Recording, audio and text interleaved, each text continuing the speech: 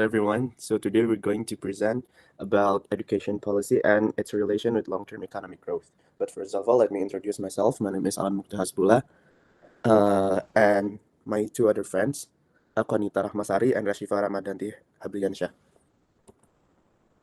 First of all, we're going to talk about the education policy that we present here. Education is a conscious and planned effort to create a learning atmosphere and a learning process for people to increase their knowledge and develop their potential skills. Every people have the right to receive education equally. In Indonesia itself, there are laws regarding education, one of which is contained in the Republic of Indonesia, Law Article 6, Number 20 of 2003, which reads, in Chapter 1, every citizen between the age of 7 and 15 is obligated to attend basic educations.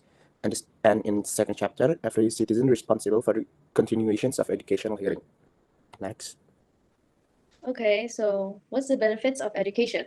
Well, it is quite obvious that education is intended to increase knowledge of oneself, as it can train our potential abilities to be more skilled. Additionally, through education, people will become smarter and will also be able to develop and make new things and new innovations. We also know that education can improve the quality of human resources of a nation, and that it could help countries to develop, especially the ones that need to be developed further, as the people are more prosperous. So the key takeaway is that education is the key to success, and that can lead to a better life in so many aspects. So, what are the effects of education to the long-term economic growth? Um, we believe as a group that education can help the labor force to be more productive, efficient, and effective.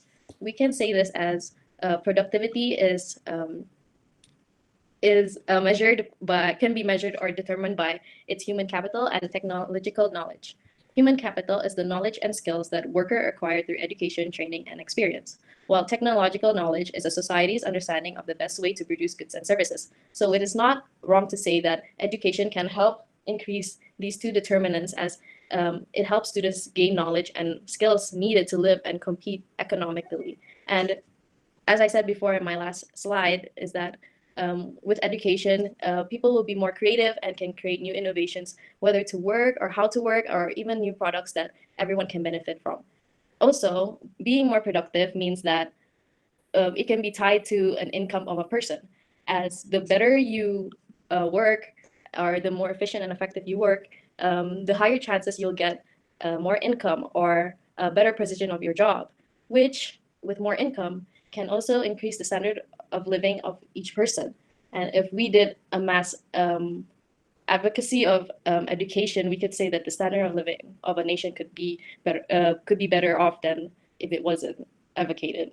With that, the increase of income can also lead to a more expenditure of a nation. And if we can recall from our textbooks, is that an economy's GDP is measured by two things at once, which are the total income earned by everyone in the economy and the total expenditure on the economy's output of goods and services. So with more income, it is also one of the measurements of GDP, while also with more income means more total expenditure.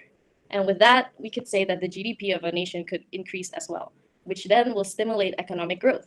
We also believe as a group that education is also a long-term benefit to any economy as well as a nation.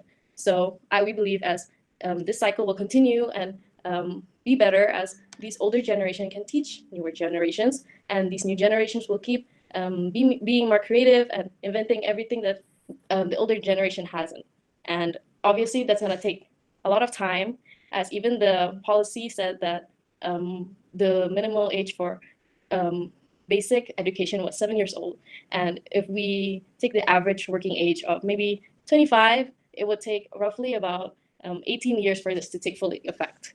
But there's also a negative effect to education, as more people would travel abroad to get better quality education. And usually when they travel abroad, they don't want to come back to their home country, and that would make it worse off, as the we could say that the people who are not as that much educated than them would stay in their national place, and they wouldn't benefit from their creation and their knowledge.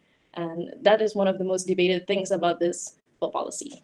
Evaluation is effectiveness possibility. The concept of education as an investment described as an invention of economic power, education as investment, has grown rapidly, and it is increasingly believed by every country that the development of the education sector is a key prerequisite for the growth of other sectors. The concept of human capital investment that can support economic growth must also be built and developed from an economic structure and system that supports the emergence of quality education.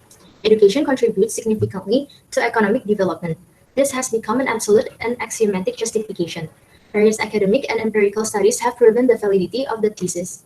Several other neoclassical studies have been able to scientifically reassure them of the importance of educated humans in directly supporting economic growth and all other macro development sectors. On the basis of scientific beliefs, the World Bank finally realized international aid programs in various countries. The contribution of education to this growth become stronger after taking into account the effects of interaction education and other physical investment. That is, physical capital investment will double its added value in the future if at the same time also human resources investment, which will directly become the actors and users in physical investment. And here are the references. That's all from us. Thank you.